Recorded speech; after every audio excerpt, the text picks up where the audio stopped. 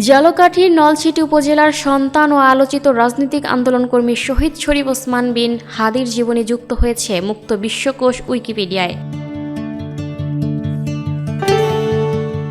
সম্প্রতি তার জীবন, রাজনৈতিক কর্মকাণ্ড এবং মৃত্যুর ঘটনা প্রবাহ নিয়ে একটি বিস্তারিত নিবন্ধন সেখানে প্রকাশ করা হয়েছে। উইকিপিডিয়ার তথ্য অনুযায়ী শরীফ ওসমান বিন হাদি 1993 সালের 30 জুন নলছিটি উপজেলায় জন্মগ্রহণ করেন। তিনি ঝালকাঠির ঝালকাঠি এন.এস. কামিল মাদ্রাসায় পড়াশোনা করেন এবং পরে উচ্চশিক্ষা নেন ঢাকা বিশ্ববিদ্যালয় থেকে। শিক্ষকতা, লেখালেখি ও সাংস্কৃতিক কর্মকাণ্ডের পাশাপাশি তিনি রাজনীতিতেও সক্রিয় ছিলেন। 2024 সালের জুলাই গণঅভ্যুত্থান পরবর্তী সময়ে গঠিত রাজনৈতিক সাংস্কৃতিক সংগঠন ইনকিলাব মঞ্চের মুখপাত্র হিসেবে দায়িত্ব পালন করেন তিনি। বিভিন্ন রাজনৈতিক কর্মসূচি, আন্দোলন ও বক্তব্যের মাধ্যমে ওই সময় তিনি আলোচনায় আসেন। উইকিপিডিয়ার তথ্য অনুযায়ী তিনি জুলাই শহীদদের অধিকার রক্ষা, ভারতীয় আধিপত্যবাদ বিরোধী অবস্থান এবং আওয়ামী লীগ নিষিদ্ধকরণ আন্দোলন সহ বিভিন্ন ইস্যুতে সক্রিয় ছিলেন। একই সঙ্গে তিনি ত্রয়োদশ জাতীয় সংসদ নির্বাচনে ঢাকা 8 আসন থেকে সংসদ সদস্য পদে নির্বাচন করার ঘোষণাও দিয়েছিলেন। নিবন্ধনে উল্লেখ করা হয়েছে, 2025 সালের 12 ডিসেম্বর জুমার নামাজ শেষে ঢাকার বিজয়নগর এলাকার বক্স কালভার্টের কাছে দুর্বৃত্তদের